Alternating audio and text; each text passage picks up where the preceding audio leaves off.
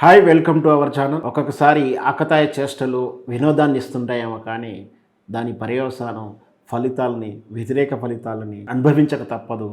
అదే సికింద్రాబాద్కి చెందినటువంటి వంశీకృష్ణ రామ్ గోపాల్ పేట police station పక్కనే ఉండి గంజాయి స్వీకరిస్తూ ఒక ర్యాంప్ సాంగ్కు రీల్ చేసి అది సోషల్ మీడియాలో అప్లోడ్ చేయడం, అది వైరల్ అవడం, దాంతోడు పోలీస్ స్టేషన్ పక్కనే పోలీస్ స్టేషన్ ముందల పోలీస్ స్టేషన్ కనిపిస్తూ డ్రగ్స్ తీసుకుంటూ చేస్తే కాస్త వివాదాస్పదం అయ్యి అది ఉన్నతాధికారుల దృష్టికి వెళ్ళడం, రేవంత్ రెడ్డి గారి ముఖ్యమంత్రి దాకా వెళ్ళడం, వెంటనే చర్యలు తీసుకోవడంతో వంశీకృష్ణని ఫైండ్ అవుట్ చేసి అదుపులోకి తీసుకొని కోర్టుకు సబ్మిట్ చేస్తే ఉన్నత న్యాయస్థానం 8 రోజుల శిక్ష వేసింది సదరు వంశీకృష్ణకు.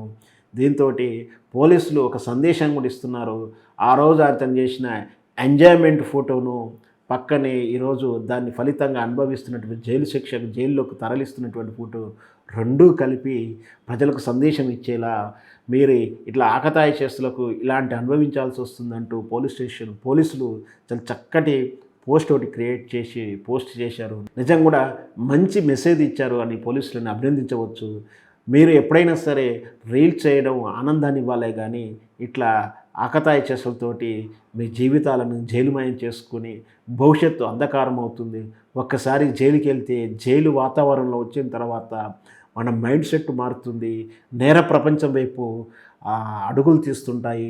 దాంతోపాటు మనం ప్రభుత్వ ఉద్యోగాలు రావు, కుటుంబంలో సంఘంలో వెలియబడతాము.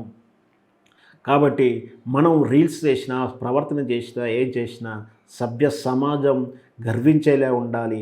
ఇట్లా ఆకతాయి చేష్టలకి ఎవరో నవ్వుతారనో ఎవరో లైకులు కొడతారని చెప్పి పిచ్చి పిచ్చి వీడియోలు చేస్తే దాని పర్యవసానం ఎలా ఉంటుందో ఈ వంశీకృష్ణ జీవిత ఉదాహరణ.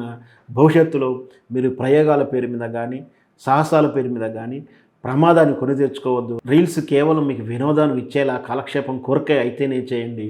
చేయరాకపోతే సైలెంట్గా చేసిన వాళ్ళు వీడియోలు చూస్తూ ఆనందాన్ని గడపండి అంతే.